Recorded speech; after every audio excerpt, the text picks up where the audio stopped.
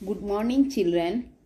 आज हम लोग पार्ट 8 है ना अन्वेंशन कविता वीडियो 1 में इसके विषय में पढ़ेंगे। ठीक है, आज हम लोग क्या करेंगे, नया कविता जो है अन्वेंशन, इसके विषय में आज हम लोग जानेंगे। इस कविता के कवि राम नरेश त्रिपाठी जी हैं। इस कविता में उन्मुखीकरण है, उसकी 4 पंक्तियां से कवि हमें यह समझाते हैं, है ना।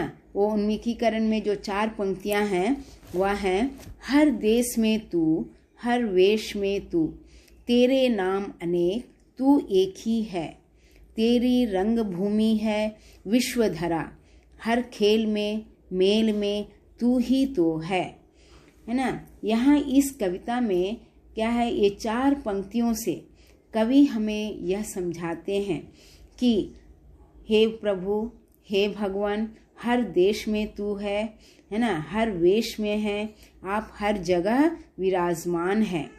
आपके अलग अलग नाम हैं परंतु आप एक ही हैं। आपको विभिन्न अलग अलग नामों से पुकारा जाता है, लेकिन आप तो सिर्फ एक हैं, सबका मालिक एक, है ना। आप ही इस सृष्टि करता, विश्वकर्ता और ब्रह्मांड करता है। आपने ही विश्व को रचा है, हर जगह, है ना, कण कण में आप ही हैं। इस तरह जो है कवि ईश्वर से यह कहते हैं। और यहाँ पर ईश्वर, कवि क्या है, ईश्वर सर्वव्यापी है। ऐसा क्यों कहते हैं? क्योंकि प्रत्येक वस्तु ईश्वर ने ही बनाई है, उसे प्रत्येक वस्तु से प्रेम है और प्रकृति के हर कण कण में ईश्वर का ही आभास किया जाता है। इसलिए हम कहते हैं कि ईश्वर जो है हर जगह है ना, हर स्थान पर है, हर प्राणी में है, हर जानवर में है, हर पक्षी, पेड़ पौधे, ये सभी हर जगह जो है ईश्वर हैं, क्योंकि ये सब भी जो है ईश्वर का ही क्या है, ईश्वर ने ही बनाया है। इसलिए ईश्वर सर्वव्यापी है कहा जाता है। और यहाँ पर सबकी प्रेरणा ईश्वर से ही है। ऐसा हम क्यों कह सकते हैं?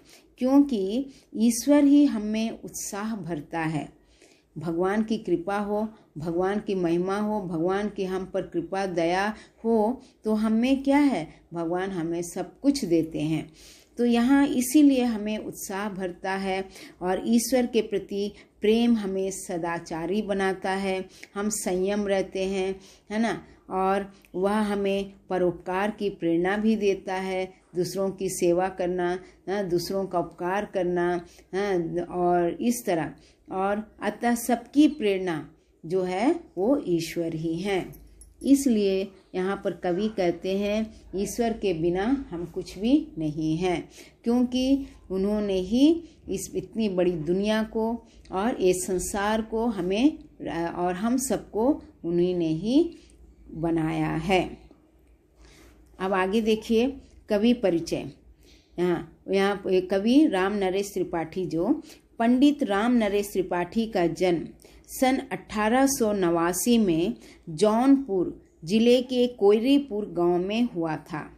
उत्कृष्ट देश प्रेम और राष्ट्र भक्ति के कारण सन 1921 में उनको 18 महीने के कारावास का दंड मिला। त्रिपाठी जी द्विवेदी युग के प्रमुख कवि हैं, है ना। आप ये स्वच्छंदतावादी कवि हैं। इनके 3 खंड काव्य स्वप्न, मिलन, पथिक प्रसिद्ध हैं। त्रिपाठी जी अच्छे पत्रकार भी थे। यह उनका परिचय है कवि जी का। अब आइए देखते हैं, अब हम आगे पढ़ेंगे कविता। यहाँ, मैं ढूंढता तुझे था जब कुंज और वन में, तू खोजता मुझे था तब दीन के वतन में, है ना। यहाँ पर क्या कहते हैं कवि जी यहाँ कहते हैं कि मैं ढूंढता तुझे था जब कुंज और वन में, मतलब क्या है, मैं आपको हे प्रभु, मैं आपको, है ना, बाग बगीचों में मैं आपको ढूंढ रहा था और तू खोजता मुझे था तब दीन के वतन में। और आप जो हैं, है ना, और आप जो हैं दीन दुखियों के देश में निवास कर रहे थे। तू खोजता मुझे था दीन के वतन में। मैं आपको कहाँ ढूंढ रहा था? बाग बगीचों में ढूंढ रहा था, वन में खोज रहा था, लेकिन आप मुझे कहाँ ढूंढ रहे थे? दीन दुखियों के देश में निवास कर रहे थे। आप मुझे वहाँ ढूंढ रहे थे। तू आह बन किसी की मुझको पुकारता था। मैं था तुझे बुलाता संगीत में, भजन में। मतलब यहाँ पर क्या कह रहा है कवि? तू आह बन किसी की मुझको पुकार रहा था। मतलब तुम गरीब की आह बनकर, गरीब लोग ही तो वो पुकारते हैं हे भगवान, तो तुम गरीब की आह बनकर मुझे पुकार रहे थे और मैं आपको संगीत और भजन द्वारा आपको रिझा रहा था, अपनी ओर आकर्षित कर रहा था। ठीक है। अब मेरे लिए खड़ा था दुखियों के द्वार पर तू, मैं बाट जोहता था तेरी किसी चमन में। तुम दुखियों के द्वार पर, है ना, मेरी प्रतीक्षा कर रहे थे।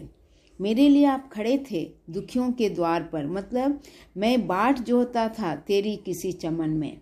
और मैं क्या कर रहा था? आप जो है दुखियों के द्वार पर मेरी प्रतीक्षा कर रहे थे और मैं आपका इंतजार कहाँ कर रहा था? आपका राह मैं बाग बगीचों में, चमन मतलब बाग बगीचों में मैं आपका राह देख रहा था।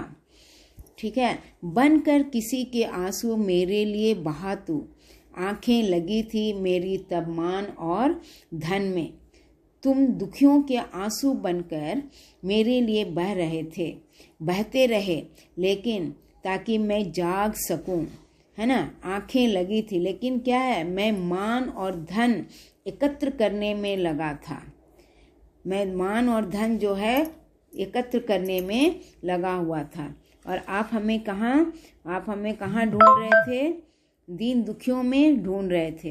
बाजे बजा बजा के मैं था तुझे रिझाता, तब तू लगा हुआ था पतियों के संगठन में। तुम दीन दुखियों में दलित लोगों के उत्थान आप कर रहे थे, और मैं संसार के नश्वरता पर शोक प्रकट कर रहा था। और मैं था विरक्त तुझसे, जग की अनित्यता पर उत्थान बढ़ रहा था तब किसी के पतन में। और यहाँ क्या है? आप जो है मैं विरक्त तुझसे, जग की अनित्यता, मैं संसार के नश्वरता पर शोक प्रकट कर रहा था। और तुम क्या कर रहे थे? लाचार और गरीब लोगों के बीच में ठहरे थे। बेबस गिरे हुओं के तू बीच में खड़ा था। मैं स्वर्ग देखता था झुकता कहाँ चरण में, है ना। क्या है यहाँ? आप जो है लाचार और गरीब लोगों के बीच में थे और मैं तुम्हें कहाँ? स्वर्ग में ढूंढ रहा था। मैं स्वर्ग देखता था, झुकता कहाँ? मेरा चरण। जब मैं आपको स्वर्ग में ढूंढ रहा था, मैं गर्भ में इतना डूबा हुआ था कि इसलिए तुम आपके चरणों में मैं नहीं झुक सका। ठीक है। तूने दिए अनेक अवसर, ना मिल सका मैं। तू कर्म में मग्न था, मैं व्यस्त था कथन में। हे प्रभु, हे ईश्वर, तुमने जो है मुझे मिलने के अनेक अवसर दिए, है ना। आपने बहुत अवसर दिया, लेकिन मैं तुमसे मिल ना सका, ना मिल सका। मैं आपसे मिल नहीं सका, क्योंकि तुम कर्म में लीन थे। तू कर्म में मग्न था, मतलब आप कर्म में लीन थे, है ना, व्यस्त थे। और मैं जो है कथन में अपना समय जो है व्यर्थ कर रहा था।